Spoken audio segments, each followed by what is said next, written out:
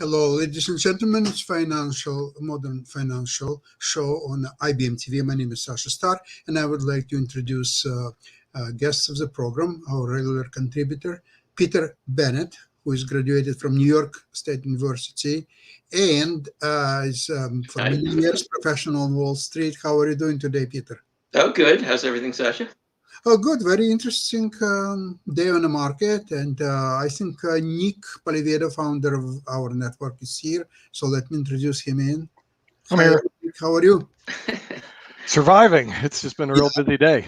It's very I haven't even looked at Wall Street. I hope. Very interesting day on the market. Actually, not today, but last few days. They're quite challenging. And we'd like to know opinion. I'll tell my opinion a little bit later on. But Peter, what's your opinion on what's happening?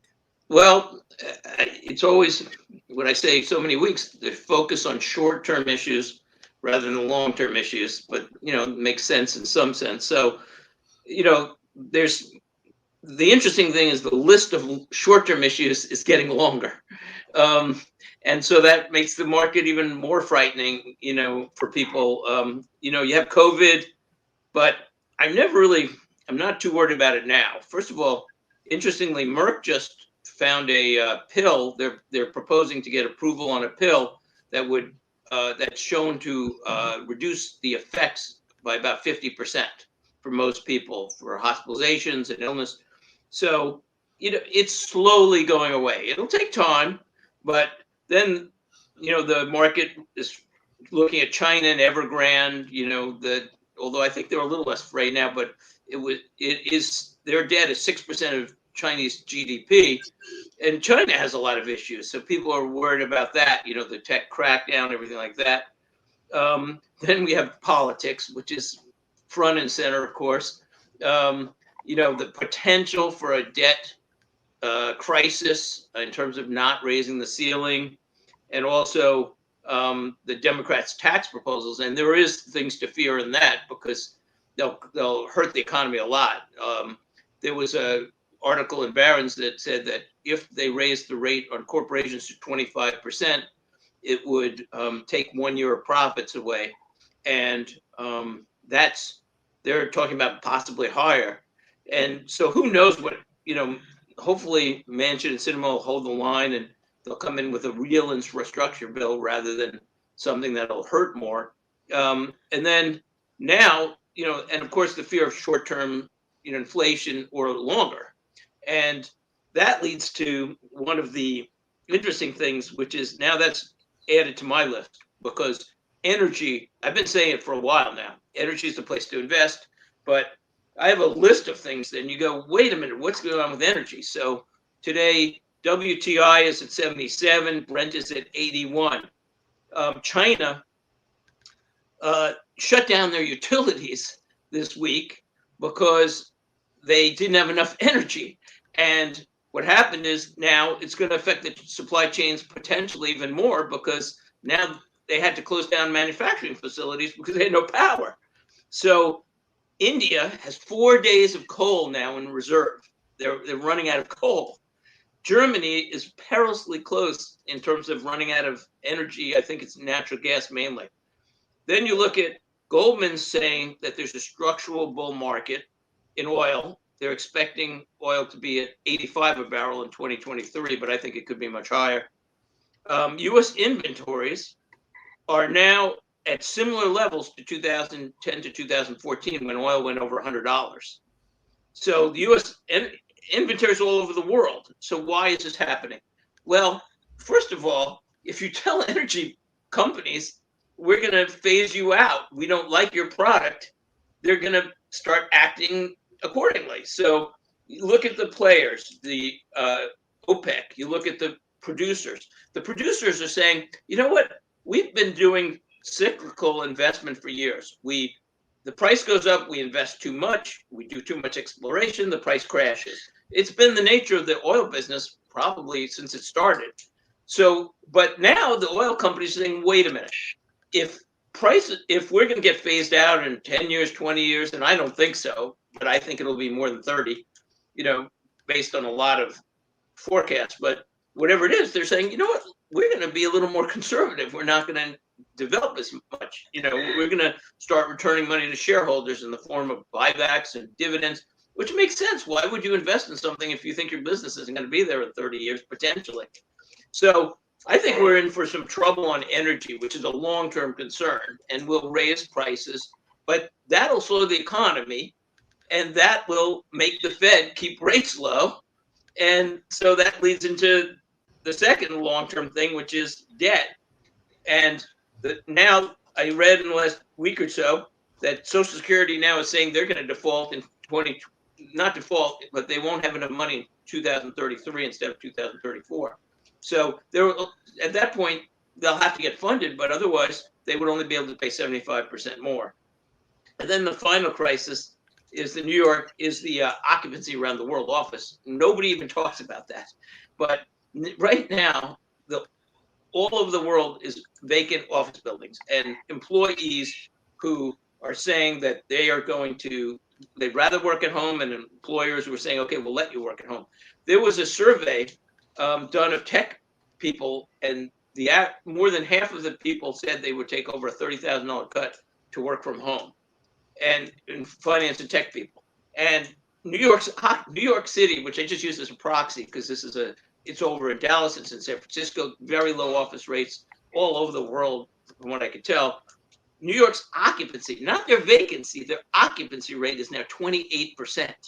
So it's climbed from 19 and 20 in June.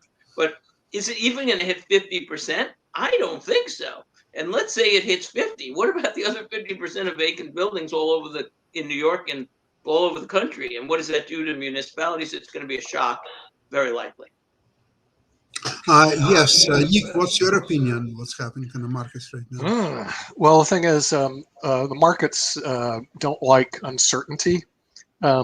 And what's happening is that we're building in a lot of uncertainty. When I say that, mainly what's going on in Washington, D.C., we're not going to raise the debt ceiling, that Jamie Dimon spent $100 million to create defensive positions in the unlikely event that what happens if they do default? Because they do a lot of stupid things there. I know Peter doesn't think so, and I don't think so either.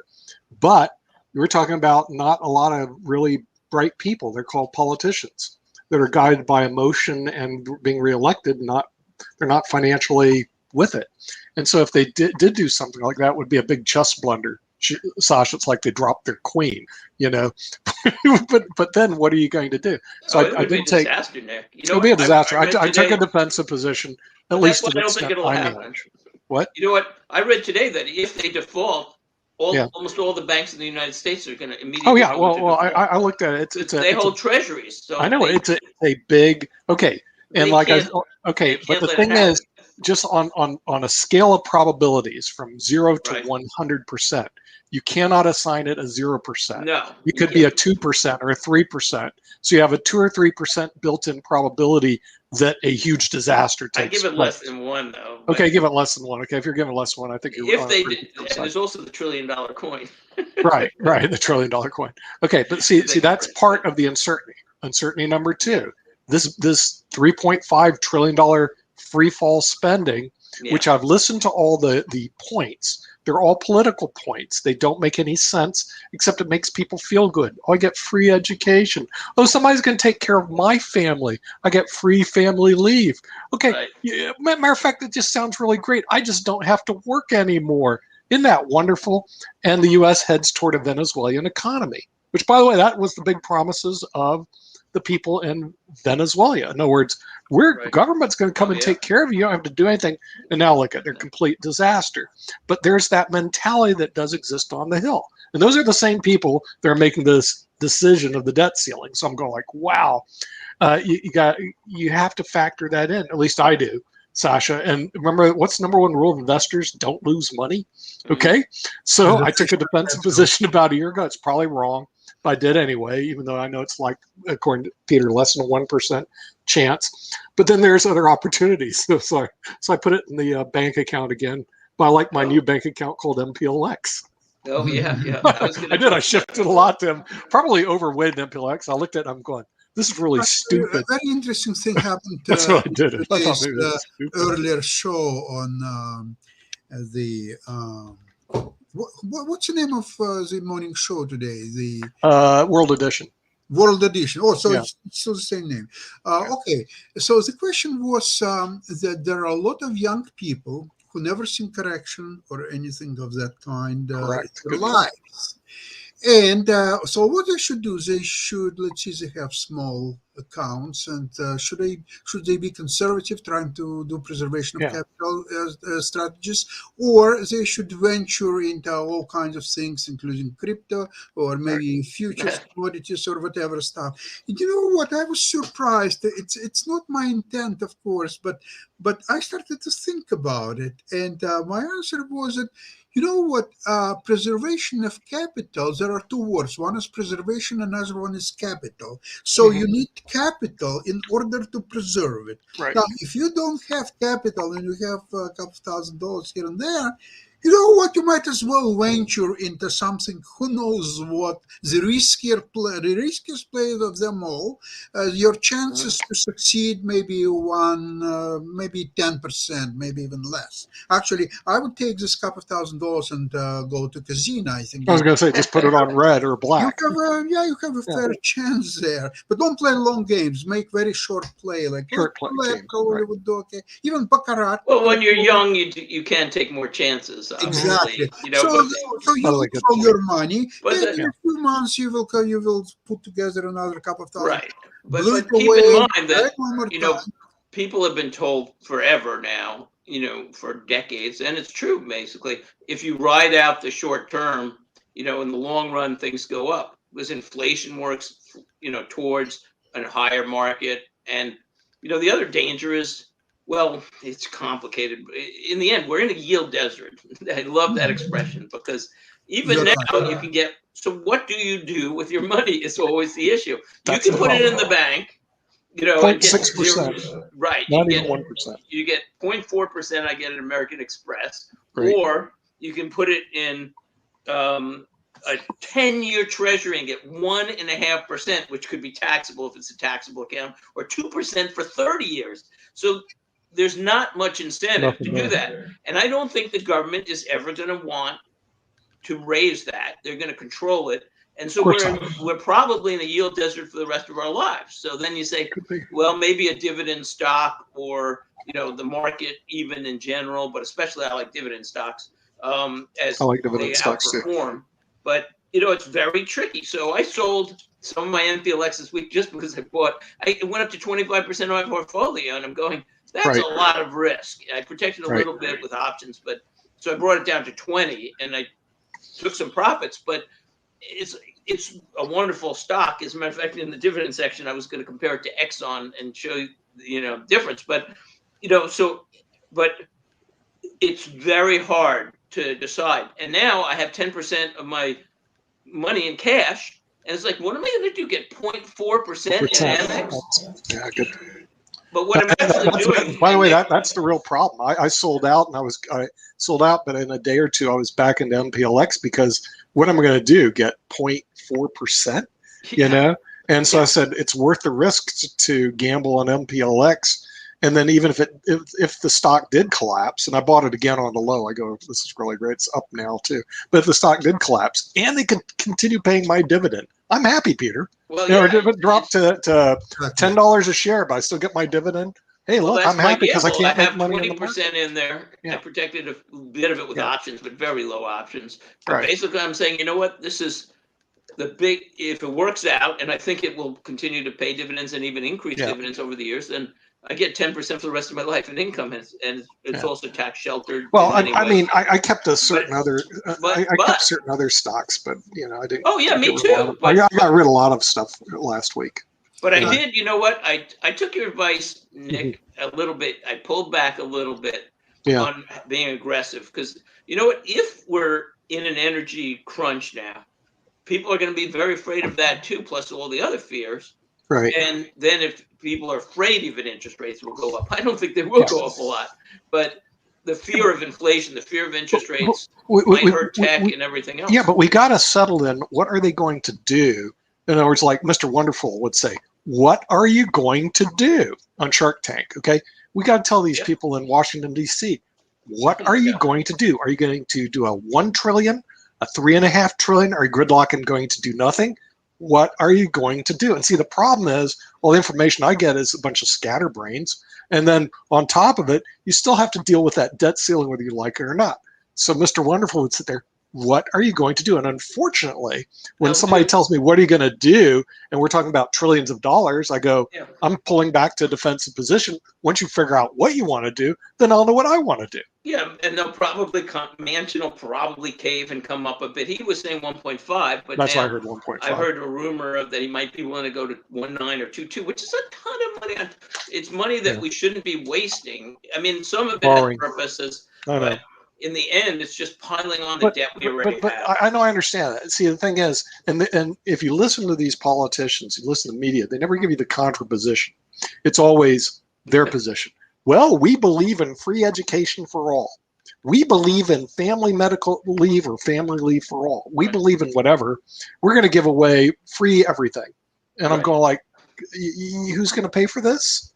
And they never, it's like there's nobody looking at that side of the equation. Well, who's already paying for what they've promised? You know what I mean? Again, I always talk about the longer term Medicare, Social Security, long-term care, which they're covering through Medicaid for many people.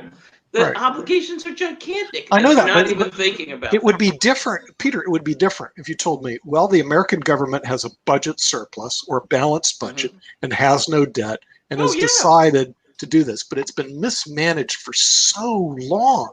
It's got a huge now look at the debt. Yeah, I understand. It's a 28. That's when they should have made these changes. I know that. It's a $28 trillion debt. 28 trillion. Okay. Or 200 trillion. Nick. And now they want to spend more because you're actually unfunded liabilities. I'm just saying the liabilities that need to be funded. Yeah, but if you're worrying about 28 trillion or 3 trillion, shouldn't you worry about the 100 trillion or the 200 trillion? Or shouldn't you worry about what you just said? Well, Social Security now is going to run out of money in 2033. In other words, they're going to have to get away from, we're going to pull down the Social Security Trust Fund. We're now going to have to reach into the taxpayer's pocket. Okay? Yeah. All that stuff is not brought up. Now, the Democrats do have a point, though the Republicans did give a big tax giveaway about 2 years ago when Trump was in office. Oh, yeah. Okay? And then back then, no one talked about the adverse effect it would have on our economy. In other words, in terms of our national debt. So the thing is, both parties speak outside of their mouth. In other words, one goes, well, there's a big net. Well, wait a minute. Why didn't you say that when you gave away these opportunity zones, you gave away the estate tax, you give away all these tax benefits for wealthy people? Tax revenues went up. Federal tax revenues went up under Trump. And that's good. It happened under Kennedy and with the Bush. There was one other tax cut. I forgot who it was, Clinton or Bush. But every time they cut taxes, you would think that it goes, down. Federal revenues go down. But it's all drops in the bucket. Right. In all fairness, but it's harder to raise revenue than to spend money. But you know what? When they raise the revenue, then they should use it now to start using it in productive ways. Pay down the debt a little bit, but it's so massive, it's out of control. I mean, that's the sad part. And you know what? That raises a question. Like my wife and I are getting near Social Security age, so we were originally thinking, oh, you get 8% more for waiting. That's true. But now we're wondering, are they going to try to take it away from us, or maybe we should just take the money and run when we get there. That's also. I looked at it too. I said it's also a realistic possibility that because here's why they do take it away already. Because I get taxed on my wife's Social Security. She's on Social Security. Okay, so the thing is, they don't ever take it away from you, Peter. But what they do is they'll tax you on it.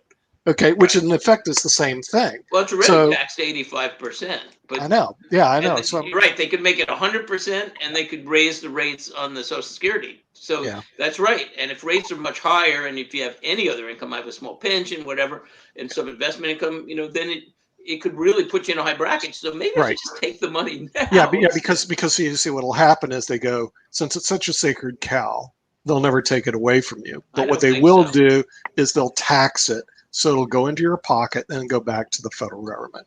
And Well, that is a high probability is what happens with Social I'm Security. surprised about such a fierce fight for 1.5 trillion or 3.5 trillion or so on. Mhm. I mean, if you remember, during the Trump's time in the office, the debt increased 8 or even $9 trillion, and what U.S. got for this increase? Virtually nothing, except some people. However, let me take a 1 minute break and we will continue right after that.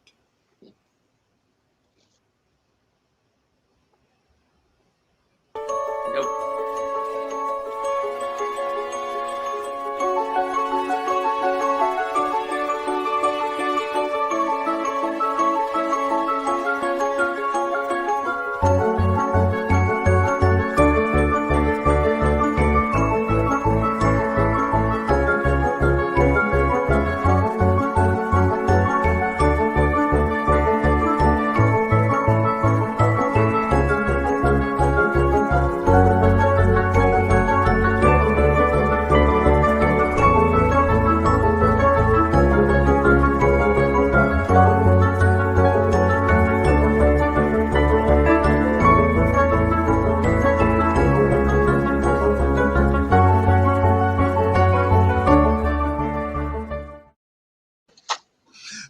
Okay, however, let us come back to this correction.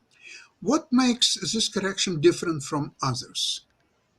In fact, nothing. Sure. It's a usual correction, and the end of each correction is capitulation of the average investor who is getting margin calls.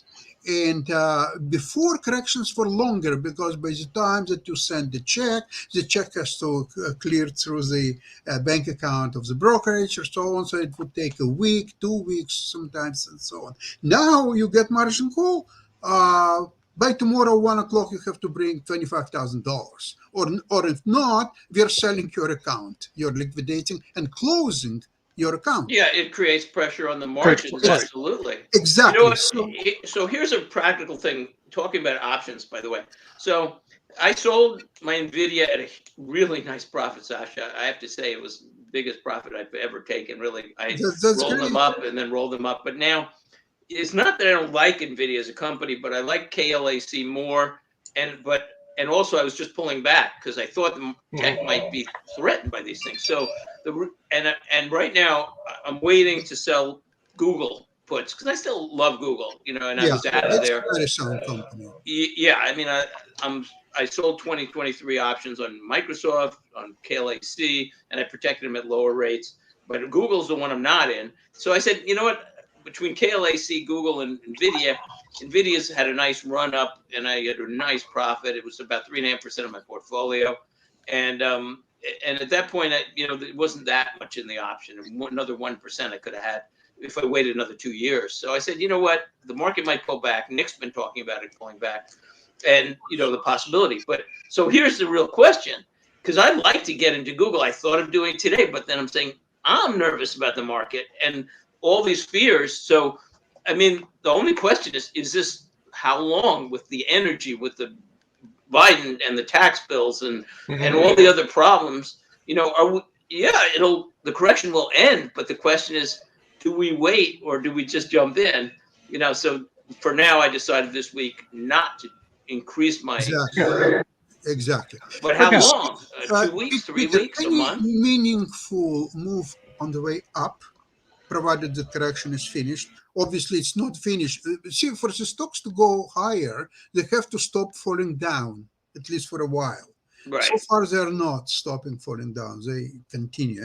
And it will be until such time as there will be a capitulation. Capitulation means a decisive move on a market. So on a Dow, it has to be 1,000 or more points in one day. It's what, not there 1,000 in yet. one day? It's not there yet. It's coming, but it's not there. Yeah, I Because don't think so. I mean, no, as I said, I was going to buy and I just backed off today. It's like the market's down, and I realized it's just there's so much fear. And also, if energy is going up as high as I think it is, it's not going to be good for the economy. So, and all the other issues, again, if they get this tax bill through, it's going to be terrible for the economy. Right. And that's the short-term problems. And Right. so, Well, remember what happened in October of 1987? I remember I was investing in the market in October, right after October 87. The market took a big straight down slide. Okay. At that point in time, yum, time for me to get in. And I made a lot of money back then because, hey, look, it just took a big slide. Now we're in October of 2021, and there's nothing that's stopping the money managers, because we don't control the market. The money managers decide this uncertainty is a little bit too much for us, and they start pulling back. And if except they for the pull yield back, desert, Nick. well, I know that, but see, they're going to pull back for a temporary. Just in '87, remember '87? Right. They only pulled back Because for a when you pull temporary your money time. back, you don't have a place to put it anymore. Well, see, but you get ultimately, zero, basically. yeah, but see, they'll pull. They may do this. The money managers make the decisions. We don't. They pull back, waiting for Uncle Joe and the crazy Congress people to actually make a decision on the budget, make a decision on that. In the meantime, all I get to do is take the ride down, wee, like that, and I'm going. Right. I don't want to take that ride down, so I go. I'm going to pull back, and and remember, you always have time to go back into the market and see what's good. And I actually did sell Pfizer and WBA at a healthy profit. I like that, and parked it in my checking account, which is MPLX. Because you can't make money. I couldn't sit there in a checking account too long. So I wish I could find another MPLX. I wish you could find one too, but I have not found anything like that. I found I look and I look and I look, and I find things that are like, I'll put a little bit in this energy company or pipeline. I like TRP. I've discussed that, but today I'll talk about one. I had all this cash, so I put 1/3% into Williams. Which is, I'll talk about that in the dividend section. But I can't find anything equivalent to it. What?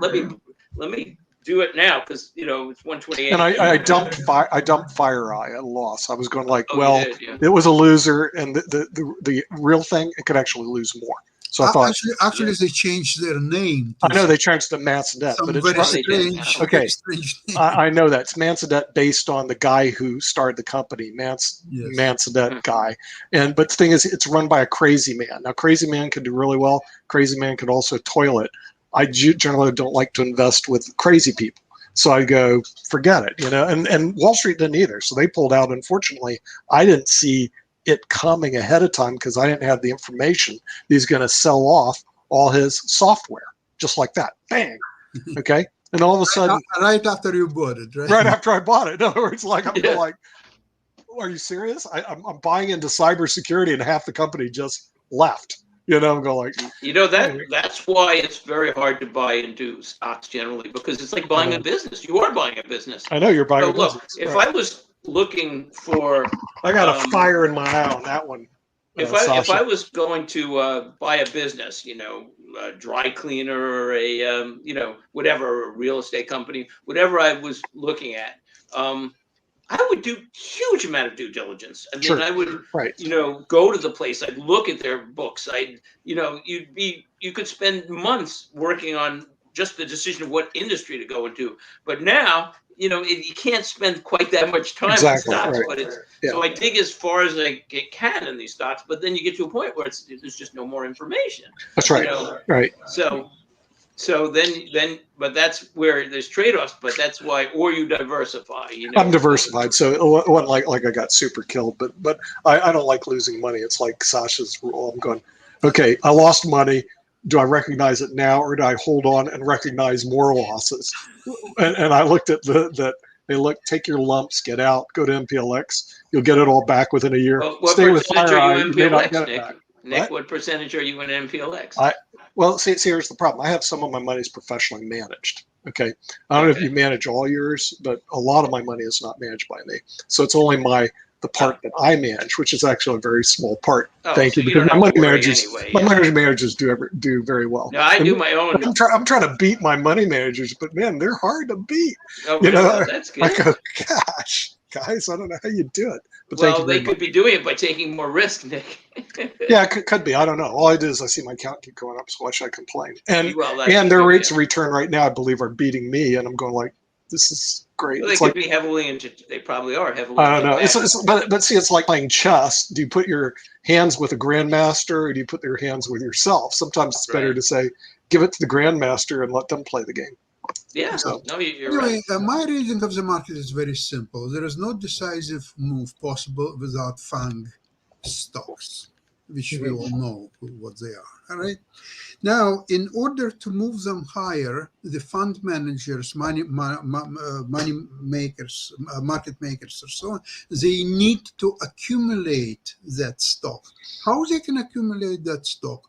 Only by suppressing them all the way down to make capitulating of retail investors buy that stocks on a cheap and only then run the company. So therefore, I'm waiting for capitulation of the market. And as you see, So, the Sasha, tech to repeat, stock, you're saying you're looking for about 1,000-point down move in the Dow. absolutely, it's an What in what percentage is period of that? time? In what What period of time? percentage is that roughly? it's not a big percentage No, actually. it's not. We're talking about 3%, Yeah. 5%, But but in in one one day. day. It In must one be in day. one day. Yeah. Okay. If it's going like this, 2% here, 3% there. And by the way, tech stocks, fund stocks, they're losing much more than Dow. So already the process is underway. But Oh, yeah. some people are more stubborn than others. They Mhm. don't follow the advice of William O'Neill. Is when you cannot lose more than 7% on one single position. So if you bought Facebook at 300, so you would therefore lose, say, if it goes down to 271, you would sell. But a lot of people still holding Facebook, and Well, a a lot lot of of them Right. bought very low too in the market generally, so Right. you don't feel as bad. Let's say you buy, stock XYZ at 100 and it goes up to 200 and then it drops down to 180. You're like, okay, Yeah. You're you right. don't feel like Right. you really lost. You're like, Right. okay, I've got still lots of money in the bank, no, Correct. Peter, wait a second. The same strategy. I'm using the strategy in casino when I'm playing blackjack. You cannot lose more in casino. I have a 10% instead of 7. You cannot lose more than 10% from your maximum. So Mhm. if I start Okay. game with say $2,500, okay, Right. I'm up to 5,000. So now my limit of lose is $500. I cannot Right. lose more than $500 on a single table game. So once I'm up down to 4,500, down from 5,000, that's the end of the game. I just quit the game. Yeah, you cut I'm your going losses. Cut to your losses. another table or another game or another casino or whatever, but I terminate the loss. Right. So in stocks, it's usually 7%. But because a lot of people are buying stocks on the margin, so now it's not 7%, it's becoming 21% or 28%, depends on your Yeah, if you're margin. leveraged that So much, now, it can be so very now you're losing pressuring. 28% of your That's right. position. If you're leveraged like Yeah, that. there's more people buying stocks on margin than ever, and you're right. It creates leverage, and then it's like, oh, wait a minute, I'm getting margin call, and it can create a real crisis. Yeah, but So I'm going to look for I that. was looking to do that, but the thing is, the people on TD Ameritrade won like 19% a year, and I'm going like, that doesn't So make there's any sense. better places to get much I was more going to margin. go, I used well, to of buy it. course, Interactive brokers is a Yeah, problem. really, because yeah. 19% on margin. Are you kidding me? Well, E-Trade has very low margin rates. Really? I negotiated with them, but I think they Right. have generally low. But IBKR, there's pluses and minuses. I used them for a while. They have super low rates, but it is Right. a nightmare trying to work with their Yeah, just but print out a see, report. Peter, if you're going to do that, isn't It's it so better? complex. Okay, isn't it better to go borrow outside? Because I mean, the thing is, I know our company, we borrowed like at three and a quarter $1 million. I mean, so it's much easier if you want to That's play the long arbitrage. term, right? I don't know. I didn't do the note. I have to ask No, but Max. it's not a short term. Well, I mean, that's I a think it's trade-off. long. I think it's long term. But I'm just saying. But I'm talking rather about than do- IBKR rates and E-Trade but- rates. but- IBKR maybe 0.5% or 1%, or just ridiculously Yeah, low but rate. but that's what I'm saying. Rather than margin accounts, wouldn't it be Right. better just to go borrow outside, Well, not a that's credit The card, but danger is if the market crashes and you're paying, oh, look, I'm paying 1%, but now I'm leveraged and now I have to cash out. well, I You mean, know, but that's life. I mean, you're doing Well, is you're you have to taking. be careful. Yeah, you got to be careful. I mean, I thought maybe I should go borrow, $500,000 and I think I can get it like 2.25 or something like that right now, the interest rate, and then throw it all in MPLX and just Yeah. go whippy. Look at all the money I made. I didn't do anything. I'm not that smart. I just Nick, Well, borrowed it. you have do and put it minimum 2 to 4 weeks to Right. borrow the money and then employ them in the market. 2 Yeah, to 4 right. weeks. Yeah.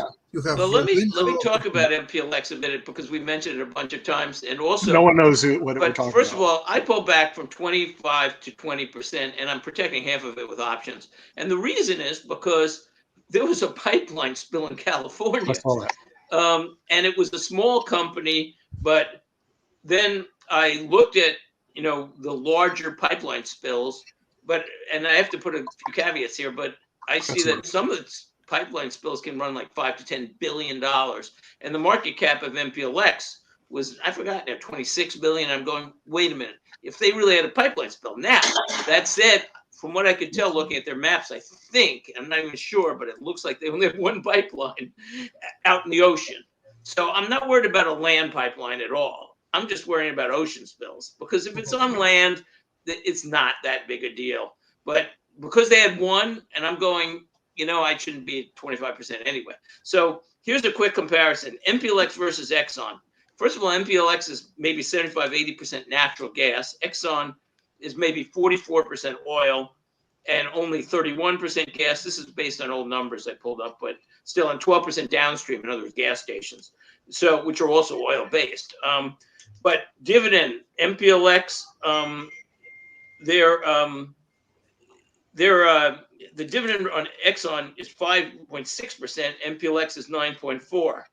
The dividend, the revenues for MPLX are up 47% over 5 years, according to TD Ameritrade, down 5.7% for Exxon. The dividend increases for MPLX is 10% roughly for the last 5 years, and it's 3.9% for Exxon. So I don't think that either MPLX is undervalued by a third roughly, or a half, or Exxon is overvalued or something. There's something wrong. But that said, you need diversity. So I even looked at Exxon. But so I had that cash. I put 1/3% in Williams. I like Williams. I love it. They supply 30% of the natural gas to the United States. So it's a huge company. They have a 6% dividend, 11 price over cash flow. So that means they're generating about 9% in cash flow. Their increases, the revenue's been growing slowly, 1% a year over 5 years. And they actually had a dividend cut in 2017, but since then they've been growing it. So it's just a question of the yield desert. Where am I going to put the money? So I like Williams for 1/3. I thought it was, in an IRA particularly, because then I don't, I get the dividends and I can get my money back faster. Because who knows where energy will be in 20 to 30 years. But I would like to point this out. This is a chart of the United States projected, if I can do that. There you go. Projected growth to 2040, and natural gas is supposed to increase from about 85 to 120 or 125. Despite solar and everything else, they're replacing coal with natural gas, oil with natural gas, and the world is also supposed to increase natural gas. Oil might be flat or down by this period, especially in the United States. It'll probably be down, but world oil is up. But Peter, are you aware that people in Europe are paying 4 times for natural gas compared to US? where? In Europe. In Europe, yeah. That's surprising.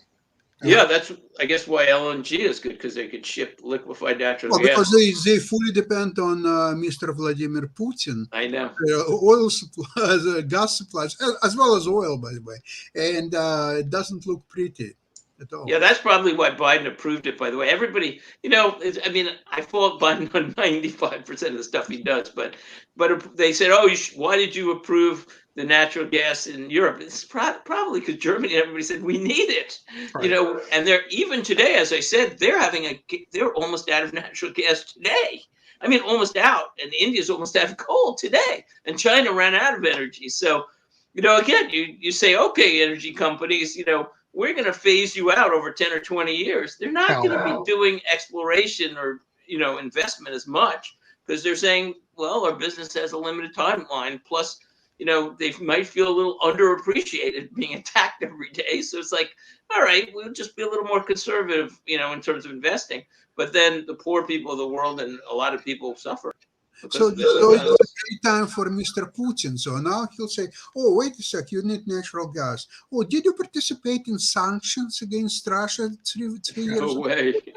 Oh, you did, yes? Okay, so you'll get your gas in 5 years. Okay, Yeah, now, exactly. That's in line. Oh, did you participate in sanctions? And then he charges more for it. Then Vlad charges more for it. Of Then he puts course. his money in the United States. So now what happens? They go, so where does Vlad invested? Well, he's got his money here in the U.S., including the South Dakota bank we discussed. Yeah, South Dakota Right. bank. Dan Worthington knew all about it, but anyway, Yeah. he goes, Vlad's one of his clients. Why are you guys hitting him up? Okay, guys, it was a great program today.